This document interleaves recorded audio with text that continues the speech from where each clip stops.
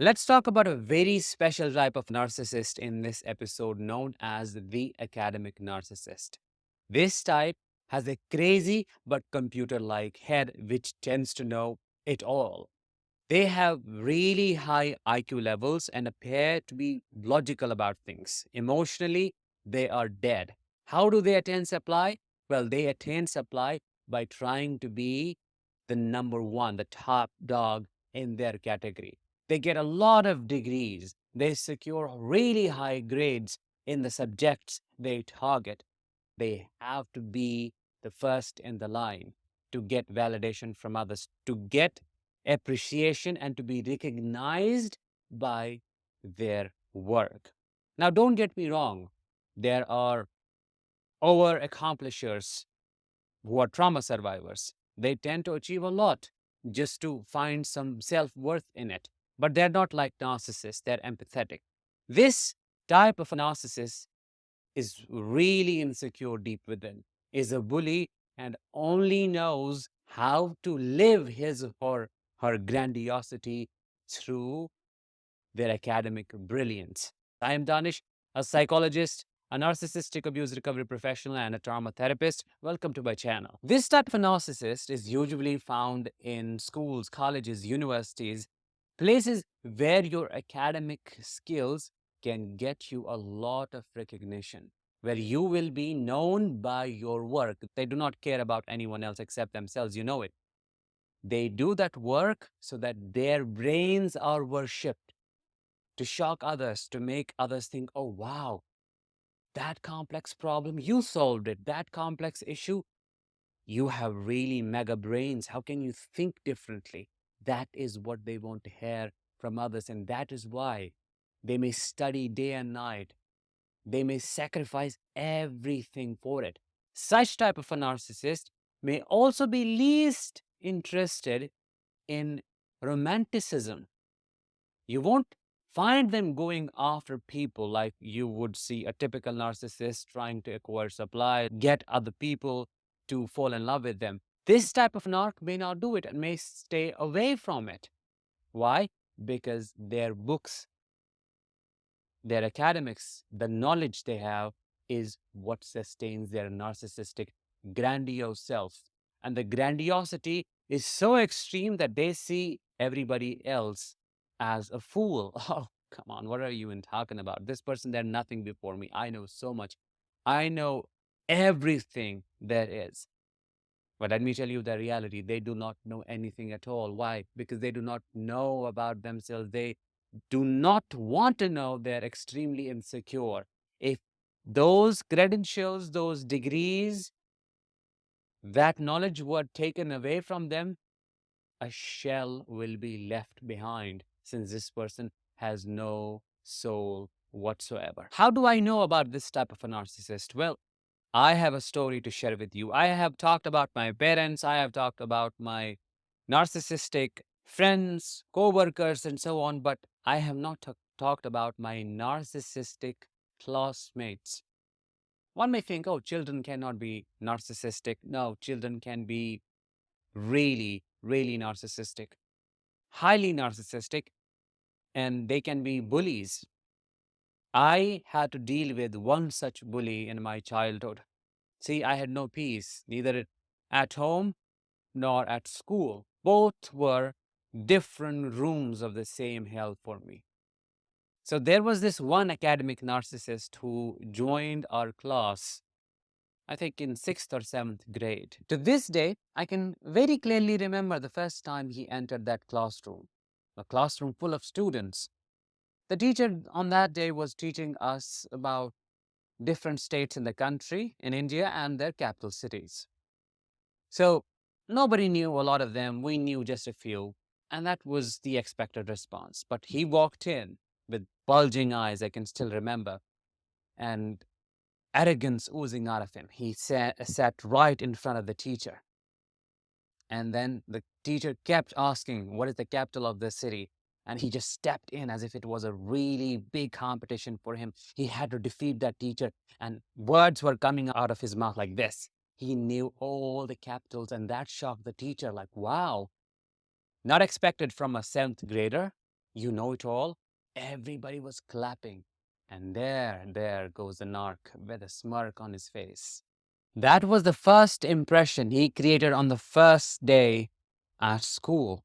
Can you guess what happened next?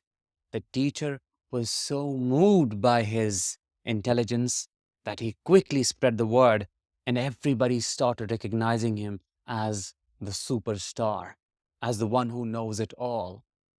And that is what gave him the supply he needed to put everybody down. He was extremely callous.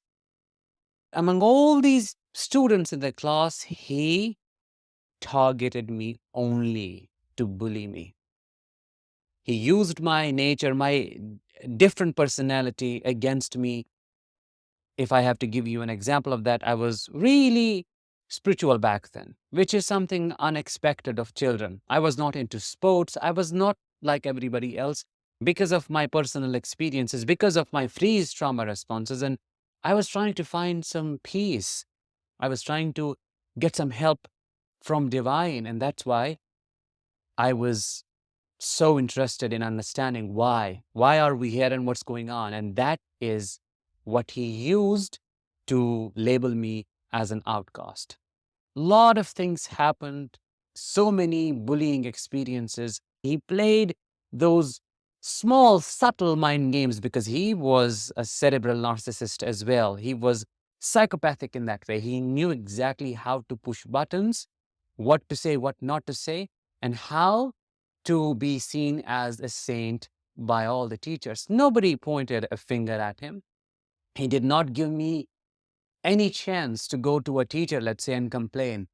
This person is being nasty. This person is making a group and then targeting me, isolating me. This person keeps laughing at me. Because who would have believed me back then? What are you even talking about? This is a brilliant student of our school. Our school got recognized because of his excellence, and you tell us he is such and such? Get out. But still, I complained against him. And I do not know how and why. Action was taken.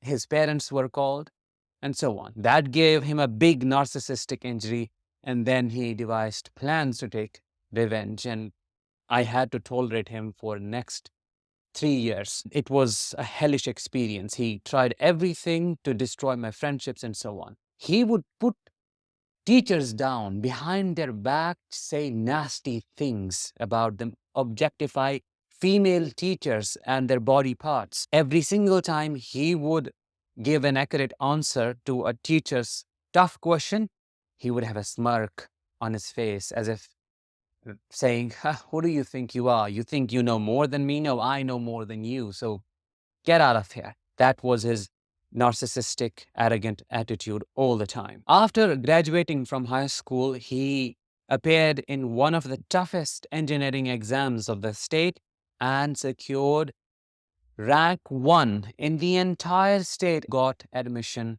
in the only engineering college. Of course, it was a big accomplishment. The next thing you know, he was all over social media, in the newspapers. His name was popping up. Everybody got to know about him.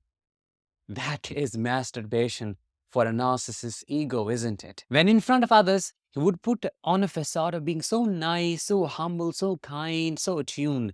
But deep down, he was a devil. And I only knew that side of him. He was fake, phony. He had no actual interest. How can I say so? Well, there were some subjects he was not interested in at all. For example, biology.